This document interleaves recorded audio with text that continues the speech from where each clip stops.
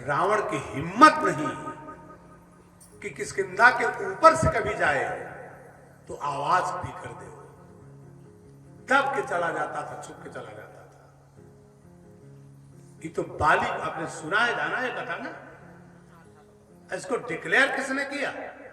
बाली का बेटा अंगद रावण के भरे दरबार में यज्ञ शत्रु, ब्रह्म शत्रु, इंद्र शत्रु, मेघनाथ, अक्षत, तमाम कुमुक, अकंपन, पुलिसरथ, धूमकेतु, अतिका सब बैठे।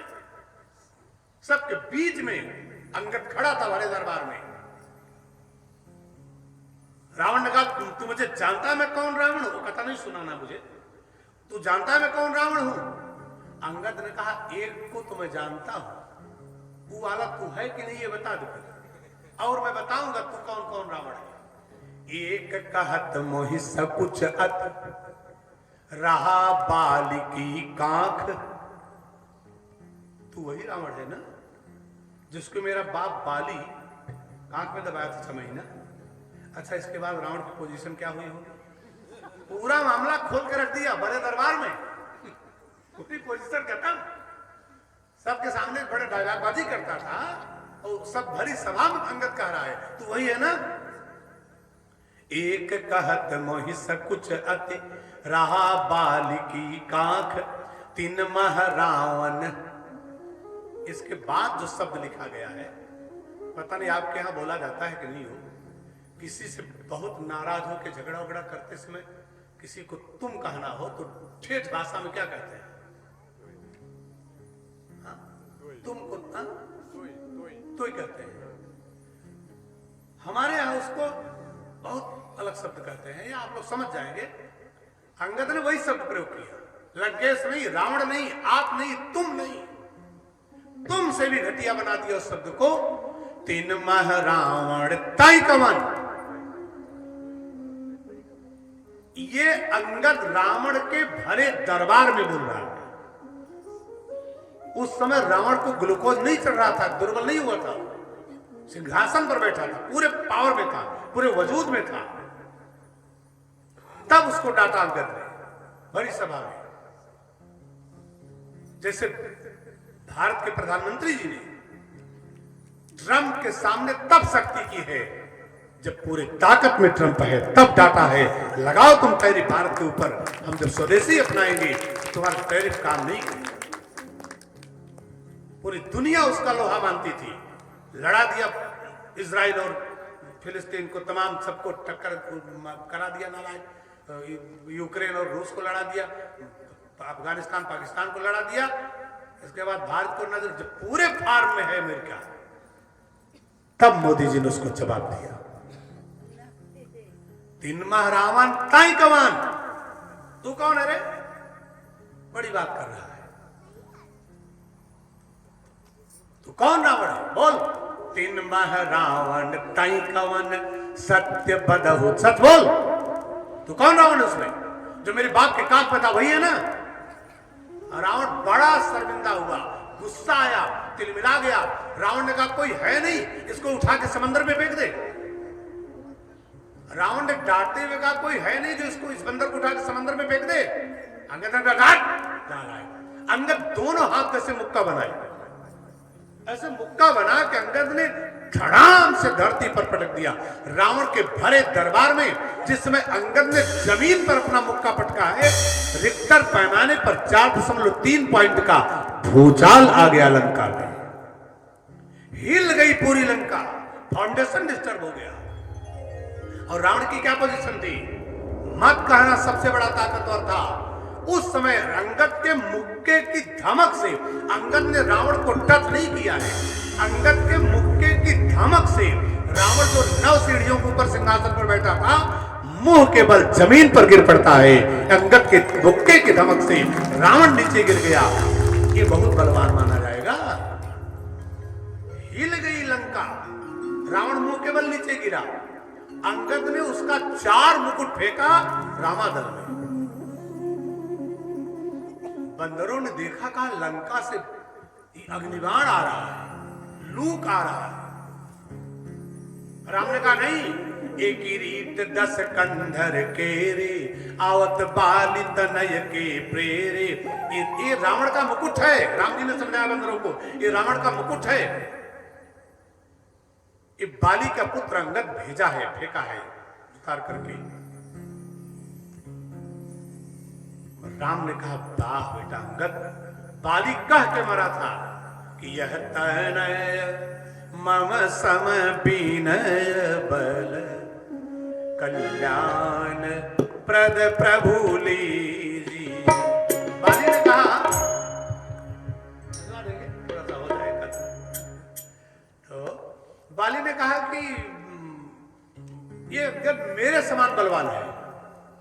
तो अंगद ने सोचा, बाबूजी ने कह दिया है, पिताजी ने राम जी से कह दिया है कि अंगद मेरे समान बलवान है, तो मेरे पिताजी तो रावण को कांख में दबाए रहते थे, मैं भी पकड़ के कांख में दबाऊं तब बराबरी होगी।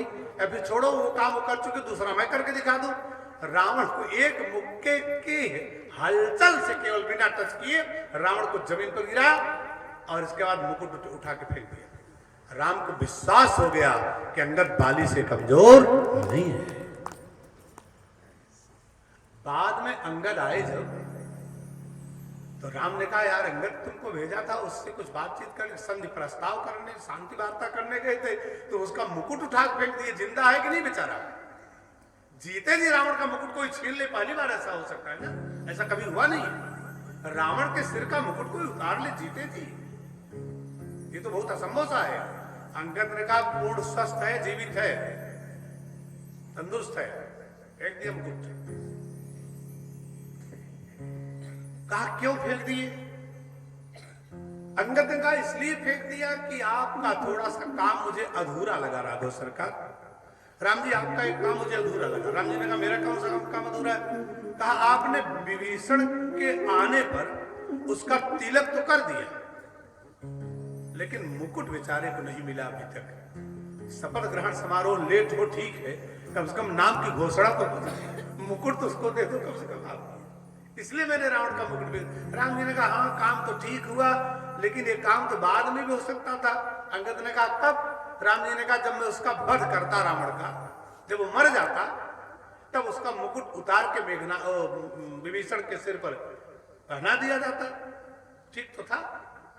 अंगद ने कहा, सरकार क्षमा करिएगा, मरने के बाद रावण का मुकुट उतारना आप सोच सकते हैं, मैं जिंदा रावण का मुकुट अगर न उतार लिया तो बाली का बेटा अंगद मेरा नाम नहीं। मरने के बाद अगर रावण का मुकुट में उतारता तो मेरे पिता की अंतरात्मा मुझे क्षमा न करती।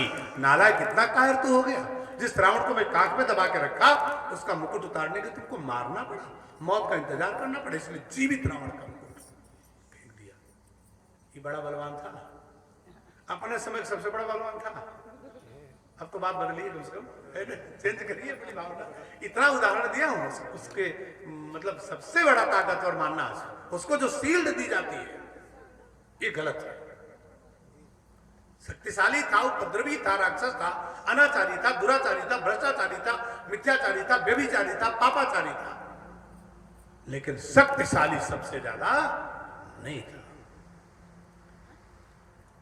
अत्याचार बहुत किया है, लेकिन राम को उससे वेदना नहीं हो। राम ने कहा, देखो वशिष्ठ और विश्वामित्र, अच्छा दुष्ट लोग आपस में लड़े, जैसे कोई पड़ोस में आपके दुष्ट लोग हैं, मान लो शुक्लनपुरवा में ना हो, देवीगंज में ना हो, ना सूरजपुर में ना हो, भगवान करे, मान लो कहीं हैदर उधरगढ़ में, बिटरिया टिकट नगर कहीं हो कोई, और दो भाई को लड़ने मुकदमा आते हो, तो कोई पूछे कौन है, तो आप खुद कह देंगे, अरे दोनों भाई हैं सके, लेकिन दुष्ट हैं कि मुकदमा लड़ रहे, दुष्ट है मुकदमा लड़ रहे। सज्जन होते तो मुकदमा लड़ते भाई से, कुछ भी हो जाए मुकदमा तो न लड़ो यार, विवाद से बचो, मारपीट तो न करो, गाली तो न दो भाई को, संपत्ति आएगी जाएगी, लेकिन भाई नहीं मिलेगा फिर।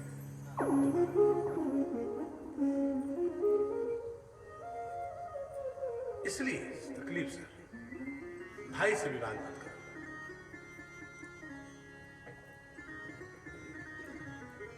तो कोई दुष्टता कर रहा है चलेगा, लेकिन अगर सज्जन लोग भी दुष्टता करें ना, अब एक महात्मा ने कह दिया कि लड़कियों को बहुत ज्यादा कपड़ा पहनना चाहिए, तो दूसरे महात्मा ने कह दिया कि ये सही नहीं बोल रहे हैं। तीसरे महात्मा ने कहा बहुत गलत बोल रहे हैं।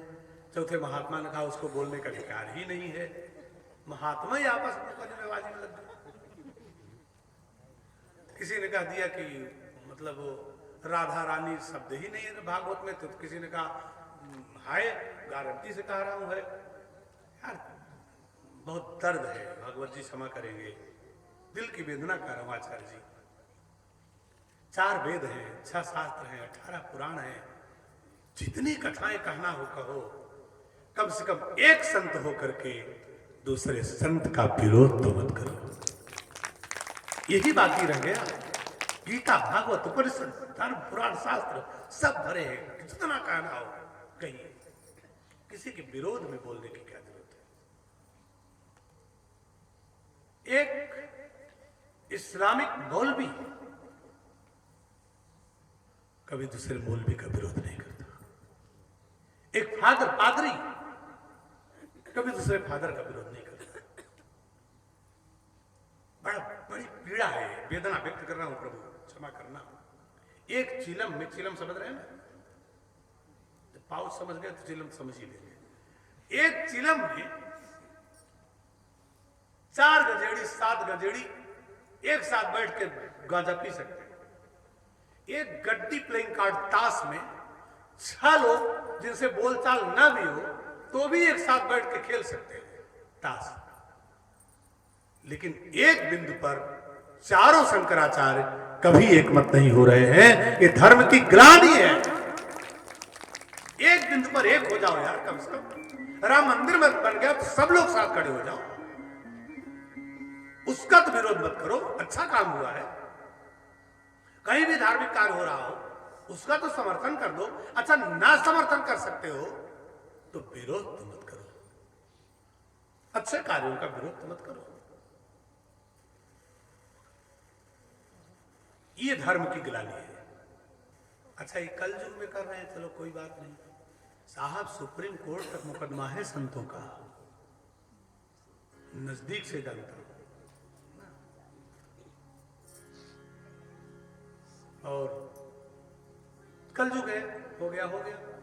उस समय भगवान राम से किसी ने पूछा किस ग्लानि में आप अवतार ले रहे हैं?